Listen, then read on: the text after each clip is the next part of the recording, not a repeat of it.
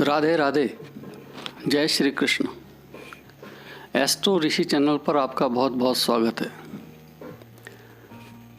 सर्वप्रथम तो दर्शकों, आपको दिवाली की बहुत बहुत शुभकामनाएं। दिवाली का यह पर्व आपके लिए मंगलमय हो।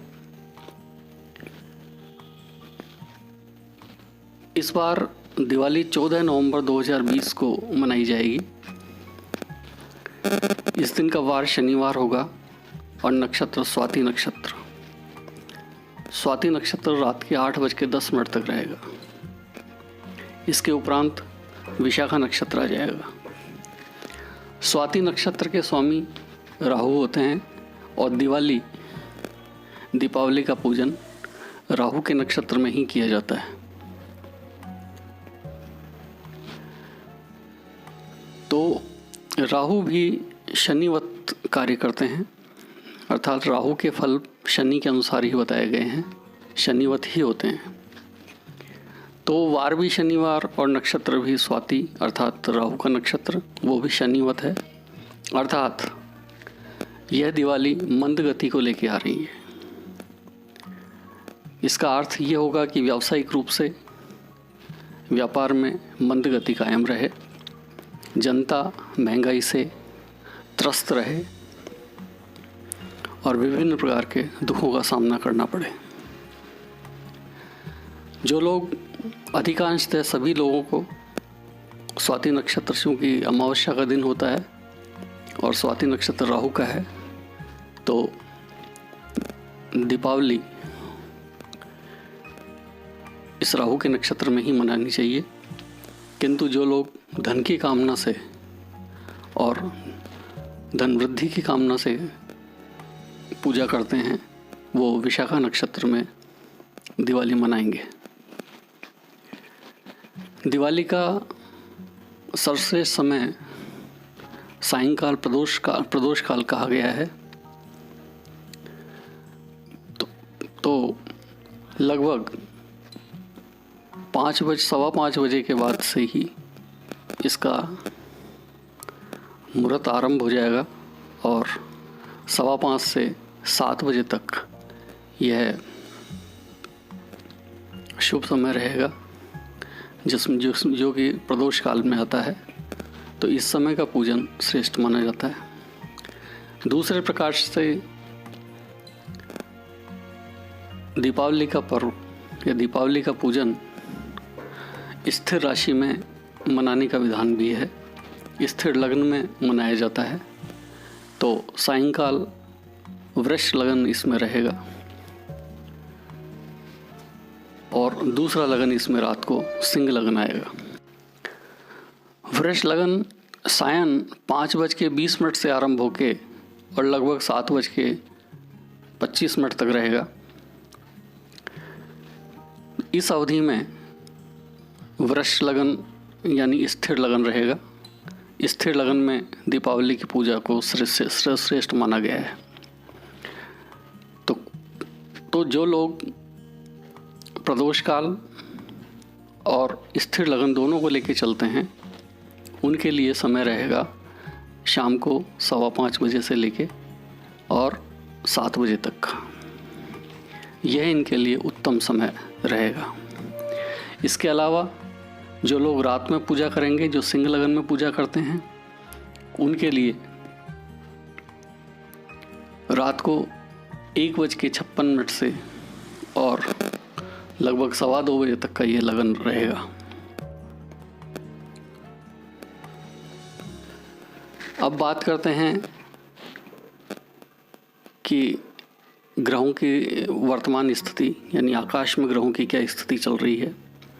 इसके अनुसार तो आकाश में इस समय ग्रहों की बहुत अच्छी स्थिति नहीं है।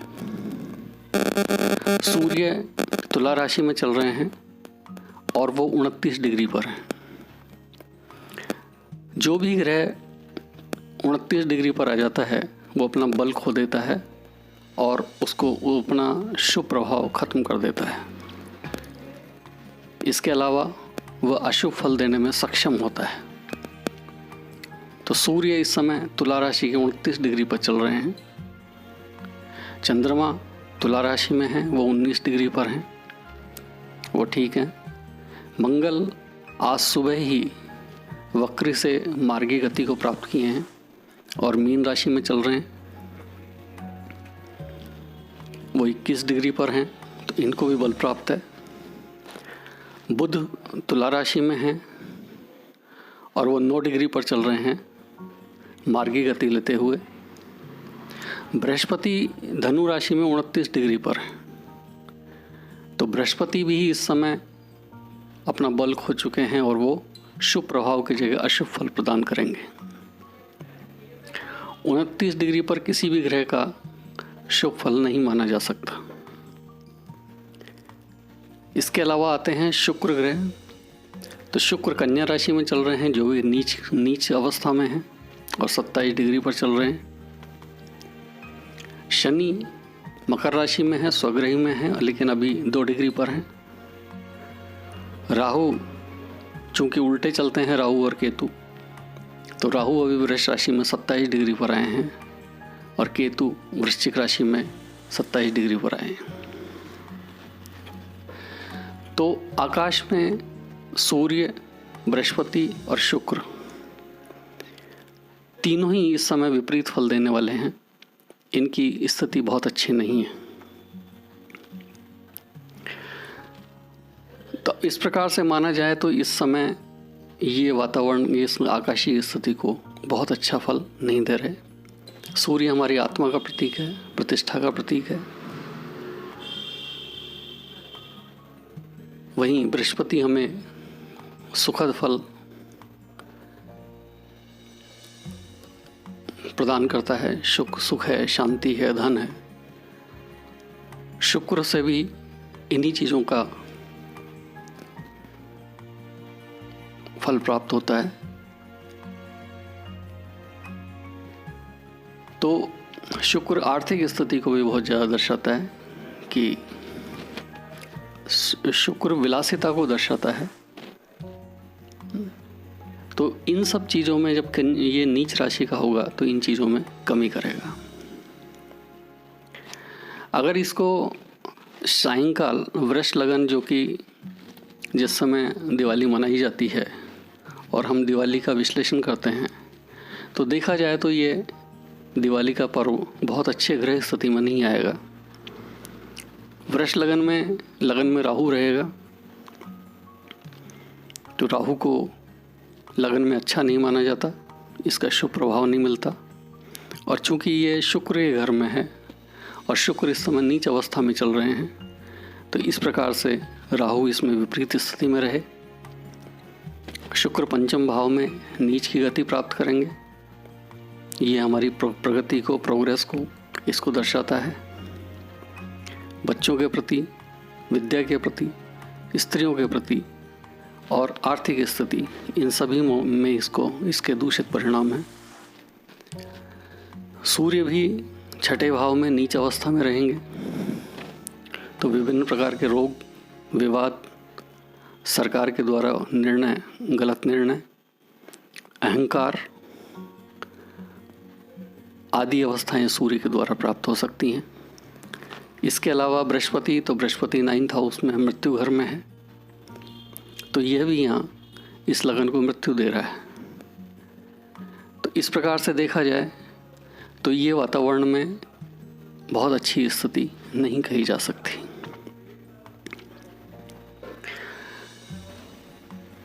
इसमें सावधानी विशेष, चूँकि राहु इलेक्ट्रिक का, अग्नि का, इन दुर्घटनाओं को देने वाला होता है और शुक्र भी उसमें अपना सहयोग करता है। चिंगारी आकाश प्रकाश को दर्शाता है, सूर्य प्रकाश को दर्शाता है। अतः दिवाली पर अग्नि से किसी प्रकार का भय न हो, इस प्रकार का पूरा ध्यान रखा जाए तो श्रेष्ठ रहेगा। विशेषकर बच्चों के प्रति, स्त्रियों के प्रति।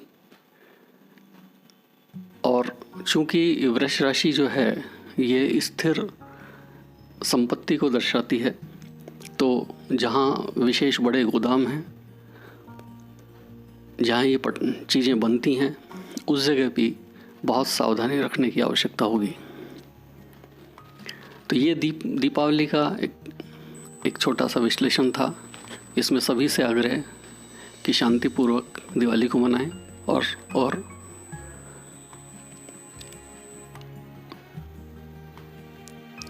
विवेक के साथ में इस पर्व को मनाएं, समझबूझ के साथ में सुरक्षा का ध्यान रखते हुए ये पर्व मनाएं। अब बात करें कि हमारी राशियों के अनुसार इनके क्या फल होंगे। तो मेष राशि का स्वामी चूंकि मंगल है, यह अग्नि तत्व है और अग्नि तत्व इस बार चूंकि बृहस्पति दूषित अवस्था में है, सूर्य भी दूषित अवस्था में है, तो मेष राशि को इसमें सावधानी बरतनी चाहिए, विशेषकर आग के प्रति। आग या ऊंचाई से किसी प्रकार का असावधानी से कोई दुर्घटना ना घटे, इस प्रकार का ध्यान रखा जाए। बृहस्पति अब यहाँ से निकल के इनको दशम स्थान में आ जाएंगे, तो वहाँ इनके शुभ प्रभाव प्राप्त होंगे।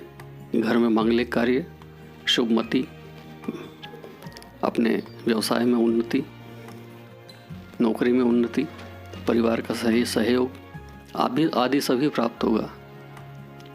किंतु दिवाली के परिप्रेक्ष्य में देखा जाए तो इनके लिए ये बहुत अच्छा समय नहीं है। वृष राशि का तो अभी विश्लेषण किया कि इसमें लग्न में राहु बैठे हैं और अष्टम में बृहस्पति हैं, पंचम में शुक्र हैं, नीच के हैं, छठे भाव में भी सूर्य नीच की अवस्था में है। अतः ये स्थिति इनके लिए बहुत अच्छी नहीं है। अत्यंत सावधानी रखनी, वृष राशि को सबसे ज़्यादा सावधानी रखने की आवश्यकता होगी। विशेषकर इसमें जो फीमेल हैं यानी स्त्री हैं, उनको और भी ज़्यादा सावधानी रखने की आवश्यकता होगी।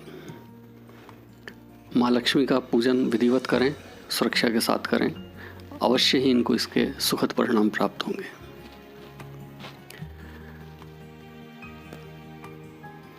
इसके बाद है मिथुन राशि। तो मिथुन राशि द्विस्वभाव राशि मानी जाती है। इसमें स्वभावतः ही मंगल का प्रवेश है। मंगल इस समय इनको दशम अवस्था में चल रहे हैं और आज ही वक्र से मार्गी हुए हैं, मीन राशि में हैं। अतः जल के नज़दीक आप किसी प्रकार की घटना न घटे, इसका सावधानी रखें। तो अपने बाथरूम में, अपने आसपास नल आदि जहाँ लगे हुए हैं उस क्षेत्र में फिसलने आदि का डर बना रहे, तो उसमें सावधानी बरतें। और आपके पंचम भाव में भी सूर्य और चतुर्थ भाव में भी शुक्र चल रहे हैं, तो अभी आपको स्वास्थ्य से संबंधित सावधानी की आवश्यकता रहेगी। आपके लिए चूंकि ये पंचम भाव में चंद्रमा रहेगा इस बार और 3 ग्रहों के साथ में है, अतः यह उन्नति का परिचायक भी है। तो दिवाली एक और आपको स्वास्थ्य संबंधी कुछ सतर्कता की आवश्यकता बता रही है, एवं इसके साथ साथ सुखद परिणाम भी दे रही है। कर्क राशि के चंद्रमा होते हैं, जल राशि है और जल तत्व में ही विराजमान, जल ग्रह में ही विराजमान है और सूर्य का साथ और बुध का साथ है इनको। तो इस राशि के लिए भी सुखद स्थिति है, किंतु छठे भाव में बृहस्पति जो है वो किसी बीमारी के, और तीसरे भाव में भी शुक्र है, तो किसी के द्वारा धोखा या कोई गलत निर्णय के द्वारा आपका कोई गलत ना हो, इस विषय में सावधानी बरतें। किसी से उलझने की कोशिश नहीं करें, विशेषकर अपने पत्र आदि में किसी प्रकार के कोई भी कार्रवाई करते समय विशेष सावधानी बरतें। आपके सप्तम भाव में शनि की स्थिति है, तो शनि भी आपको देख रहे हैं, तो व्यापारिक रूप से आपको इसमें सहयोग प्राप्त होगा, किंतु आज की दृष्टि से आपकी राशि भी बहुत ज़्यादा शुभ नहीं है। सिंह राशि। तो सिंह राशि को सूर्य इस समय नीच के चल रहे हैं, लेकिन तीसरे अवस्था में तृतीय भाव में हैं, लेकिन वो 29 डिग्री के हैं। सवाल आज के दिन का हो रहा है।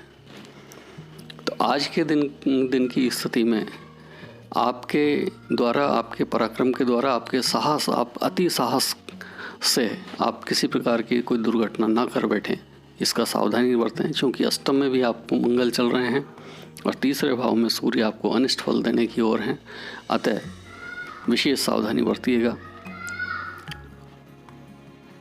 अग्निदेव को, दीपक को प्रणाम करें और विधिवत पूजन करें, इससे अवश्य शांति मिलेगी सावधानी के साथ। कन्या राशि। तो कन्या राशि में नीच के शुक्र चल रहे हैं और हालांकि इनको यहाँ कारक ग्रह माना गया है, किंतु फिर भी नीच अवस्था और इनका मंगल से समसप्तक योग भी बना हुआ है, अतः आपको भी सावधानी की आवश्यकता है इस समय, विशेषकर स्त्री जाति को। आपके दूसरे भाव में सूर्य चंद्र बुध बैठा हुआ है। किसी वाणी के दोष से या किसी लोभ में आकर के कोई गलत कार्य ना कर बैठें, धन का अपव्यय ना कर बैठें। कहीं जो लोग सट्टा आदि लगाते हैं, तो कन्या राशि के लोग सावधानी के साथ इस कार्य को करें, अन्यथा उन्हें नुकसान होगा। तुला राशि। तुला राशि में सूर्य नीच के चल रहे हैं और इनके 12वें भाव में शुक्र भी नीच अवस्था में है। इनके 6ठे भाव में मंगल हैं। तो तुला राशि को भी इस समय में भी बहुत अच्छा नहीं कह सकते। हालांकि इसमें शनि की पूर्ण दृष्टि पड़ रही है, जो कि उच्च दृष्टि है, तो उससे काफ़ी राहत मिलेगी। सावधानी इनको या सुरक्षा के प्रति जागरूकता पूर्व में आभास हो जाएगा। किंतु पैसे का अपव्यय है, आपके मान सम्मान को ठेस और उग्रता में कोई किया गया कार्य, अति साहस में किया गया कार्य आपको नुकसान दे सकता है। किसी से धन आदि लेने की बात हो तो शांति के साथ में उस कार्य को संपन्न करें, अन्यथा झगड़े आदि में पड़ने की संभावना पूरी है। वृश्चिक राशि।